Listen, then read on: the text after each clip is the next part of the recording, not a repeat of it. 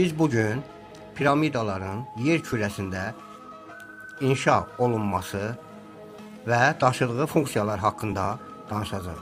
Piramidalar qədim sivilizasiyalar tərəfindən yer kürəsinin müxtəlif nöqtələrində bir-birindən və qütblərdən ara məsafələri eyni olmaqla ən aşağısı 12 və qütblər də daxil olmaqla 14 nöqtəsində inşa olunmuşdur.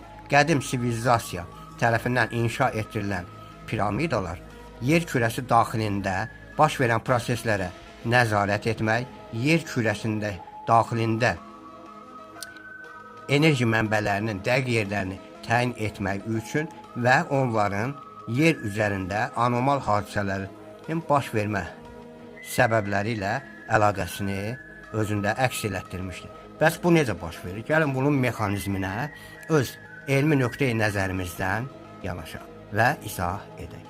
Piramidalar 4 məkan və bir zaman koordinatına uyğun olaraq ölçülərindən və bucaqlarından asılı olaraq çox güclü enerji ötürmə qabiliyyətlərinə malikdirlər. Əgər biz yer kürəsi üzərində inşa edilmiş piramidanın, məsələn, nəhəng piramidanın təpə nöqtəsindən başlayaraq tillərini axıra qədər, yəni yer kürəsinin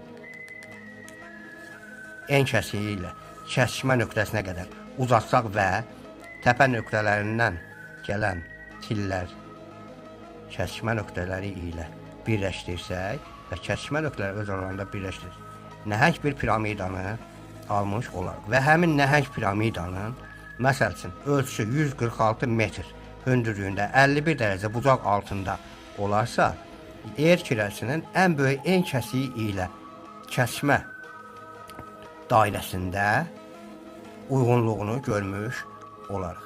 Və nəticədə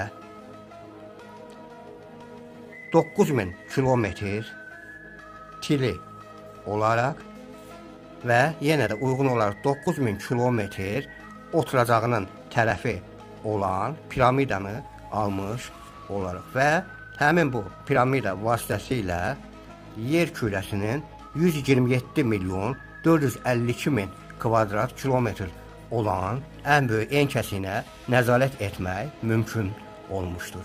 Qədim sivilizasiya insanları piramidaları müxtəlif ölçülərdə və müxtəlif nöqtələrdə inşa etmişlər.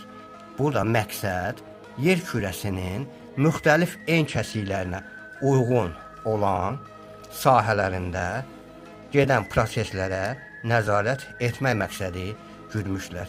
Bu da məqsəd nüvənin vəziyyəti, lava kütləsi daxilində baş verən proseslər, bütöv yer qatı daxilində baş verən proseslər, dəqiq enerji mənbələri təyin olunması üçün piramida enerjilərindən istifadə olunmuşdur. Və buna görə də piramidaların ölçüləri müxtəlif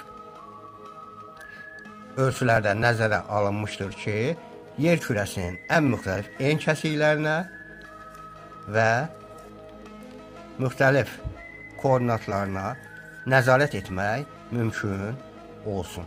Və qədim sivilizasiya insanları əlbəttə ki, bu nəzarəti həyata keçirərək yer kürəsinin üzərində baş verə biləcək anormal hadisələri əvvəlcədən təyin etmək qabiliyyətinə malik olmuşlar.